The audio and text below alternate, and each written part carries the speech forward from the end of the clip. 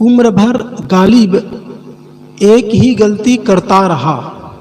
एक शायर है, उन्होंने कहा है, उम्र भर गालिब एक ही गलती करता रहा, दाग चेहरे पे लगा था और आईना साफ करता रहा। दाग चेहरे पे लगा था और आईना साफ करता रहा। दाग चेहरे पे है और साफ कर रहे हैं आईना, तो चेहरे का दाग आईना साफ करने से साफ नहीं होने वाला है। जहां दाग है उसी को धोना पड़ेगा, साफ करना पड़ेगा। आईने की गलती नहीं है।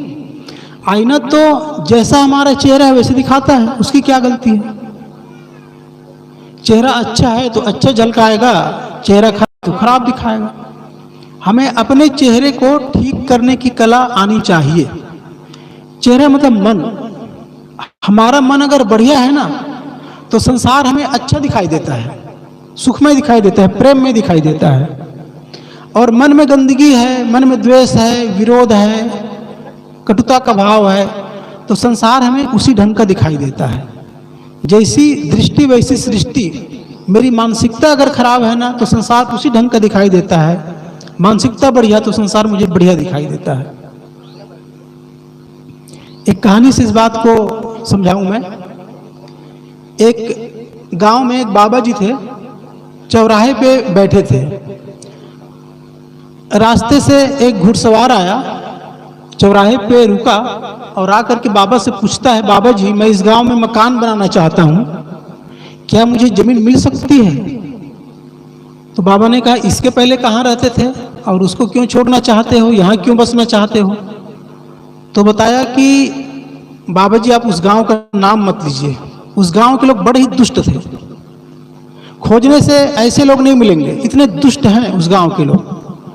उस गांव का याद आते ही मेरा चेहरा तमतमा जाता है, आंखों में खून उतर आता है। उन्हीं की दुष्टता की वजह से मुझे गांव छोड़ना पड़ रहा है, और अगर यहाँ रह के मेरी आर्थिक स्थिति सुधर जाए तो उन लोगों को छोड़ूंगा नहीं, बदला लेके रहूंगा। ऐसा बोलते बोलते तमतमा गया। बाबा ने कहा, बेटा मेरी आयु 70 साल हो गई है इस गांव में रहते रहते, मुझे बहुत गहरी समझ है गांव के। यहाँ के लोग ना तुम्हारे गांव से भी बदतर हैं, बुरे हैं, तो मैं तो चाहता हूं कि तू और कोई गांव देख, ये गांव तुम्हारे लिए ठीक नहीं है। तो बाबा की बात सुनकर घुड़सवार आगे निकल गया। सुन रहे ना मेरी बातों को ध्यान से। कुछ ही देर बाद एक बैलगाड़ी आकर रुकी, उनमें से भी एक जवान उतरा और जाकर के बाबा से वही बात पूछा, बाबा जी मैं इस गांव में रहना चाहता हूं मकान बना करके, क्या जमीन मिलेगी? बाबा ने वही प्रश्न किया कि इसके पहले कहां रहते थे और उस गांव को क्यों छोड़ना चाहते हो? तो उसने कहा, बाबा जी उस गांव का याद आते ही आंख जो है पानी से भर जाता है। बहुत भले लोग थे गांव वाले, सबको प्रेम देते थे, आदर देते थे। खोजने से ऐसा गांव नहीं मिलेगा। वो तो मेरी ही गलती थी या मेरा दुर्भाग्य था जो कि ऐसे गांव को मुझे छोड़ के वहां से निकलना हुआ।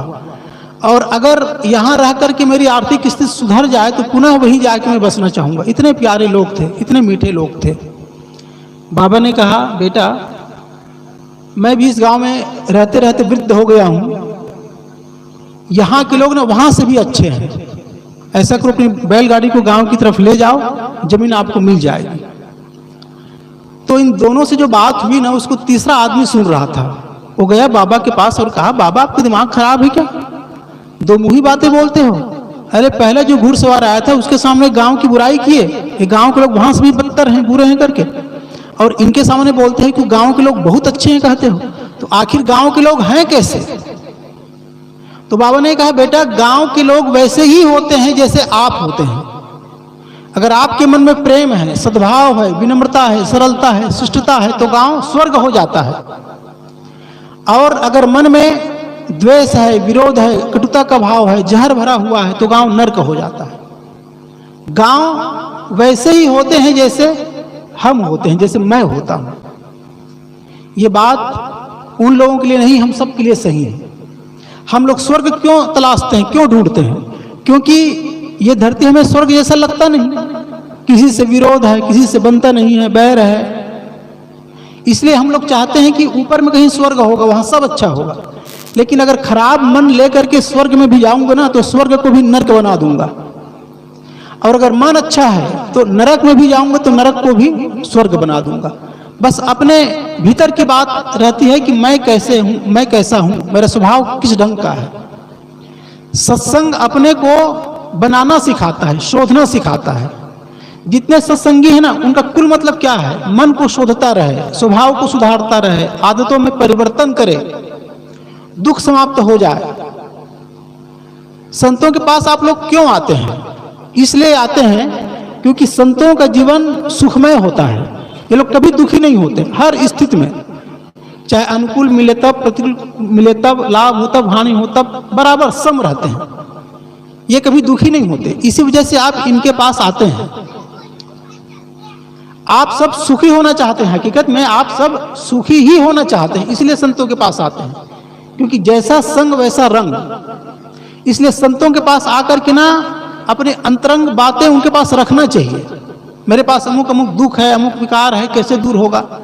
कई लोग संतों के पास आते हैं तो अपना ही सुनाते रहते हैं, अपना ही, संतों को नहीं सुनते। ये बहुत गलत बात होती है। संतों के पास आए ना, बैठे चुपचाप। संत का मन होगा कुछ बोलेगा, और नहीं भी बोलेगा तो उनके पास बैठने से ही शांति मिलेगी। संग का रंग होता है। तो संतों के पास आकर के बहुत बोलने की जरूरत नहीं, बस मौन होने की जरूरत है। कई संत जीवन भर के लिए मौन होते हैं और उनके पास बैठने मात्र से ही एक शांति की अनुभूति होती है। तो संत के पास बस जाके बैठे, ज्यादा कुछ बोलने की आवश्यकता नहीं रहती। एक बार संत कबीर के यहाँ संत फरीद आए,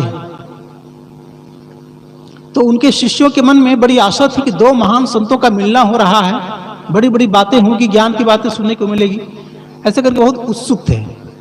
लेकिन जब दोनों का मिलना हुआ, कबीर साहब के आश्रम में फरीद जी आए, तो दोनों एकदम मौन, एक दूसरे को देखते रहे, आंखों में आंसू भर आया, मुस्कुराते रहे, आधा घंटे तक बैठे रहे। और आधा घंटे बाद दोनों हाथ जोड़े और फरीद जी विदा हो गए। तो जाने के बाद कबीर के शिष्यों ने कहा, गजब है साहब आप लोग भी। हम लोग इस आशा में थे कि बड़ी बड़ी बातें होंगी, ज्ञान की ऊंची ऊंची बातें सुनने को मिलेगी, लेकिन आप लोग एकदम मौन हो गए, कुछ बोले ही नहीं।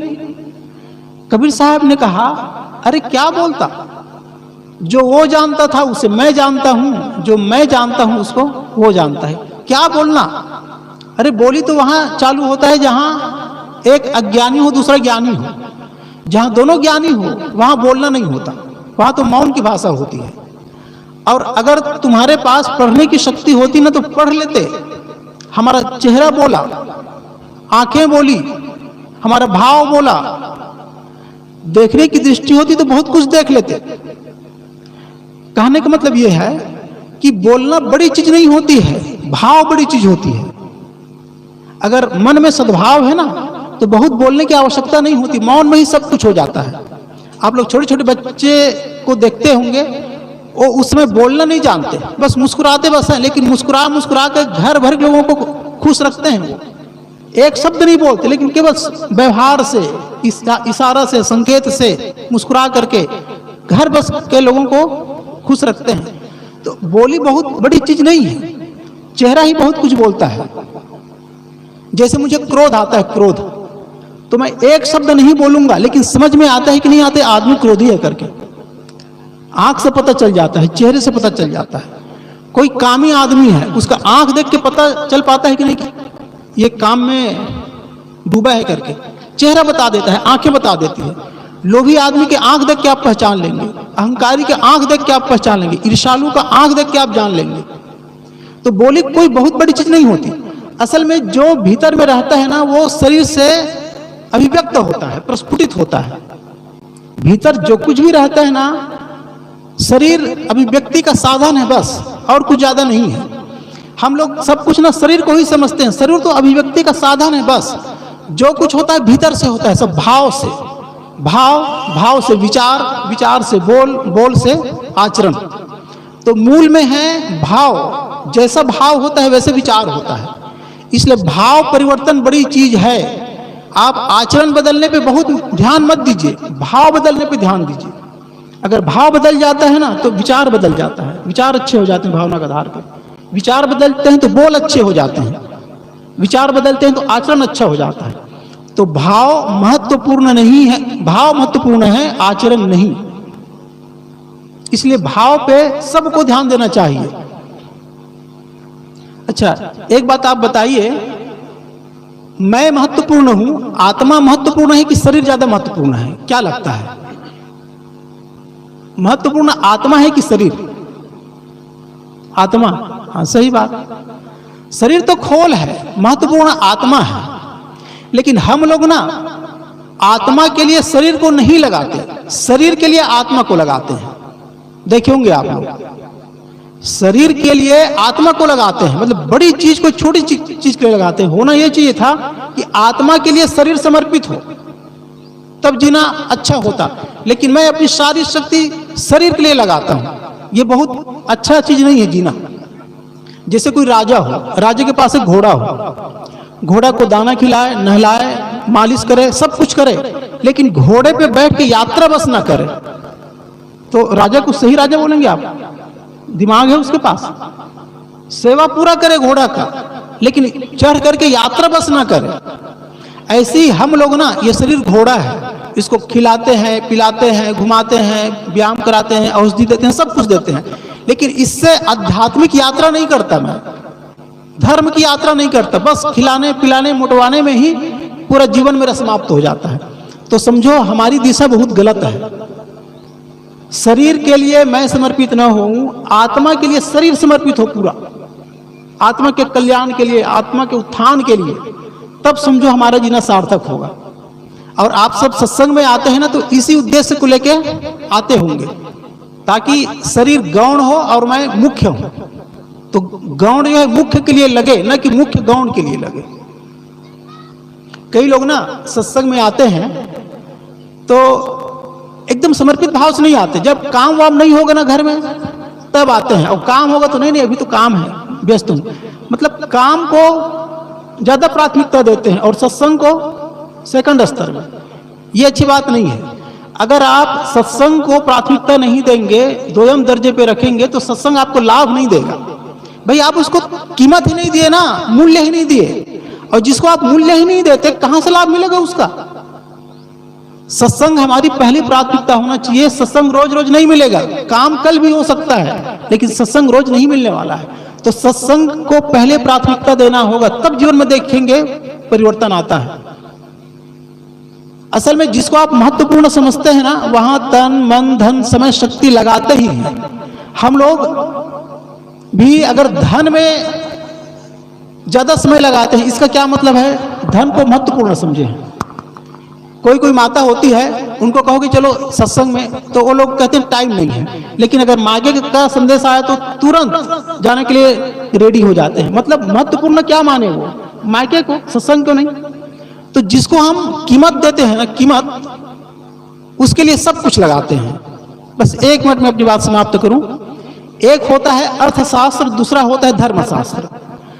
अर्थशास्त्र पढ़ करके कोई अर्थ नहीं कमा सकता, केवल अर्थशास्त्र पढ़ने बस से धन नहीं आता। अर्थशास्त्र में विधि है धन कमाने की, उस विधि के आधार पर चलना पड़ता है, करना पड़ता है, तब धन आता है। केवल अर्थशास्त्र पढ़ने से अर्थ नहीं आता। ऐसे ही ना धर्मशास्त्र पढ़ने मात्र से धर्म नहीं आएगा। धर्मशास्त्र में धर्म को पाने की विधि है, रास्ता है, उस रास्ते पे चलना होता है, तब धर्म आता है। अधिकतम लोग समझते हैं कि धर्मशास्त्र पढ़ने भर से धर्म आ जाएगा, नहीं आता। सुनने बस से धर्म आएगा, नहीं आता। चलना पड़ता है, उसमें विधियां बताई गई है, विधियों के हिसाब से चलना पड़ता है। तो एक सूत्र याद रखें, जैसे अर्थशास्त्र पढ़ने से अर्थ नहीं आता, वैसे ही धर्मशास्त्र पढ़ने से धर्म नहीं आ जाता। उसमें विधियां है, तरीके हैं, उन तरीकों के आधार पर चलना पड़ता है, तब धर्म आता है।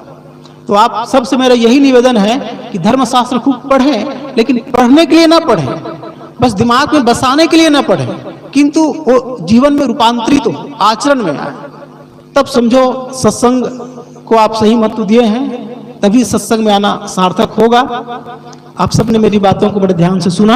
आप सबको धन्यवाद देते हुए अपनी वाणी में विराम देता हूँ।